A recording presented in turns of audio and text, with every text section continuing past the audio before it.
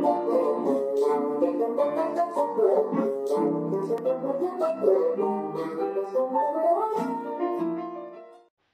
everyone, my name is Stephen Mark. I play the bassoon and I'm currently studying bassoon performance at the Yogsuto Conservatory of Music under the tutelage of Professor Zhang Jingming. Now let me ask all of you watching this video a question. Have you ever gone to an orchestral performance and noticed someone blowing into this long red pipe which sticks out into the air with a white ring on top? So if you've seen this or even given thought about what this instrument is, dear friends, allow me to introduce to you the bassoon.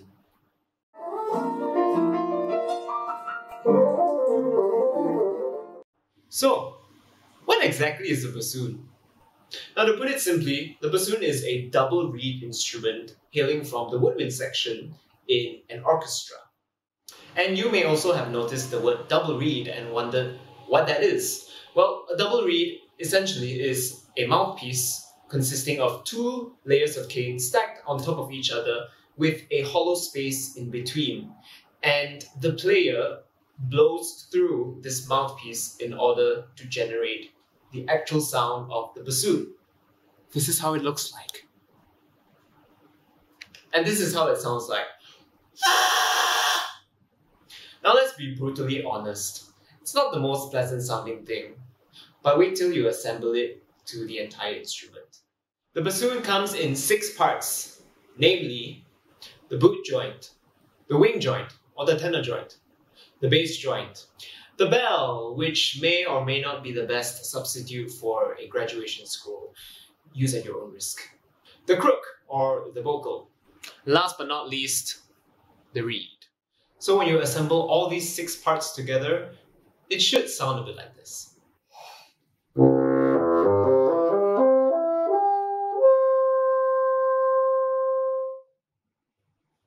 So, how do you think it sounds? I'll leave it to you to come up with your own thoughts.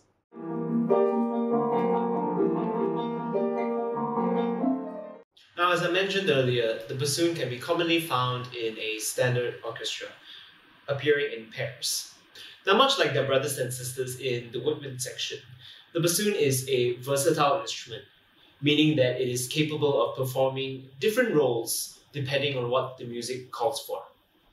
These roles include, but are certainly not limited to, supporting the bass line by doubling an instrument or instrument groups that also play the bass line.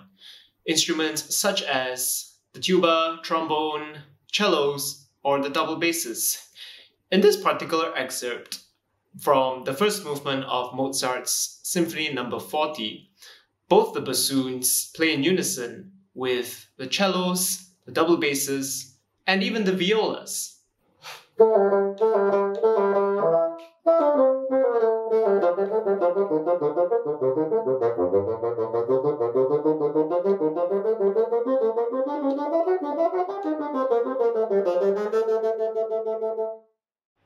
Providing the bass line.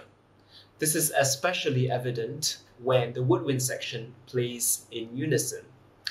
This is an excerpt of the second bassoon part from Sibelius' Finlandia.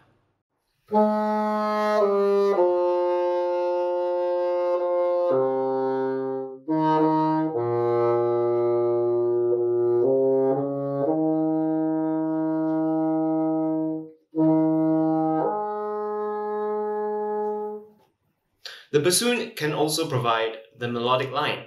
The following excerpt is from Stravinsky's Firebird, the Berceuse.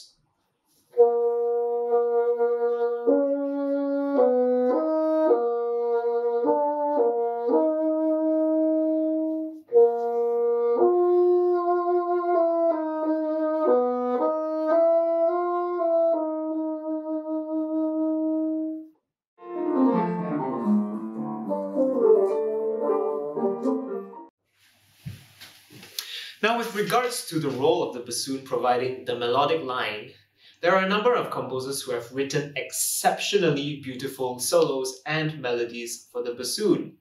From concertos to symphonic works, these music that were written for the bassoon really highlighted the capabilities of this unique instrument. You have composers such as Antonio Vivaldi, who wrote 39 bassoon concertos. 39! And then you have Mozart and his bassoon concerto, specifically in his second movement, where the bassoon really sounds like an aria.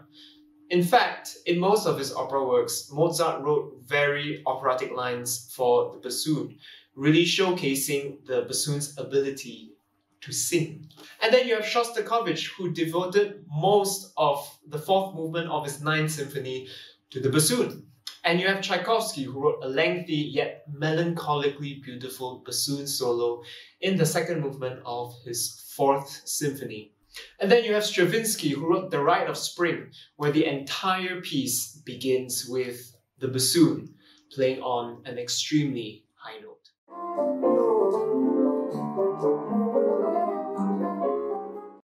Now, all I've said regarding the bassoon, its roles, the music composers have written for the bassoon, all this forms merely the tip of the iceberg. There's so much more the bassoon has to offer to everyone.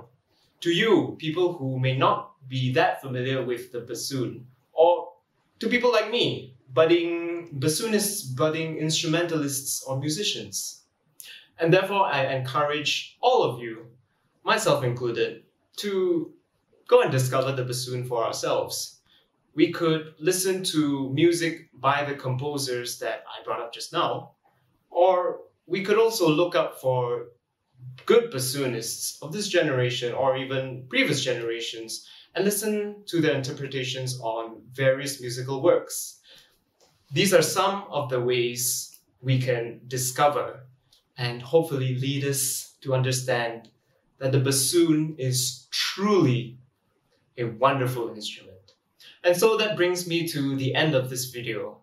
I'd like to thank everyone who's watching this video for taking the time to do so. And I'd also like to thank the Malaysian Brass Outreach Project for giving me this opportunity to talk about the instrument which is dear to me on their platform. So take care, and I wish all of you a pleasant day ahead. See you!